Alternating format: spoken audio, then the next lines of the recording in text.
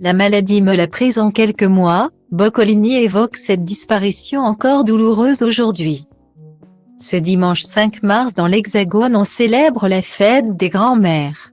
Si Laurence Boccolini a perdu la sienne il y a bien longtemps, elle a tout de même souhaité rendre un bel hommage à celle qui aujourd'hui encore guide ses pas.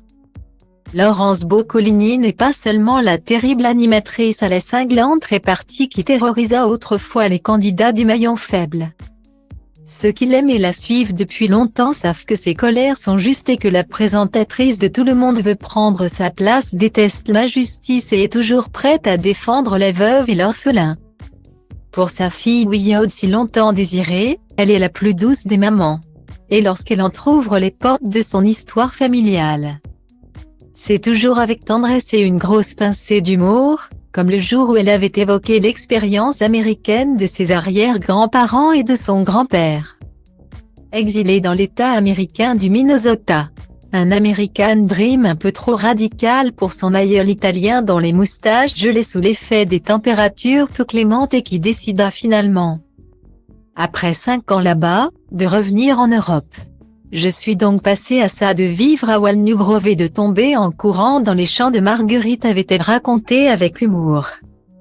Mais en ce 5 mars, l'Hexagone célèbre ses grands-mères. Une fête qui a rendu Laurence Boccolini d'humeur mélancolique. Sur son compte Instagram, l'animatrice récemment endeuillée a pour une fois mis de côté son sens de la répartie ravageuse, pour évoquer, avec nostalgie, une personne chère à son cœur, et depuis longtemps disparue. Point. Chérissez vos grands-mères tous les jours, même si ce n'est pas leur fête. Serrez-la. Dites-lui combien vous l'aimez et combien elle compte dans votre vie. A commencé la maman de Wiyodd. J'ai peu de souvenirs matériels de la mienne et je traîne avec moi cette photo bien abîmée partout, mais elle remplit toute ma vie depuis son départ. Elle s'appelait Vittoria et je l'aimais follement, la photo en est la preuve. J'avais 7 ans lorsque la maladie me l'a prise en quelques mois. Je pense à elle très souvent. Je fais ses recettes de cuisine, ses points de tricot, ses trucs pour soigner les gros rhumes, ma manière à moi de la garder en vie. À toutes les grand-mères aujourd'hui, amour. A-t-elle conclu en légende de l'adorable cliché qui l'a saisie, petite fille, sur le point de donner un tendre bisou à son aïeul.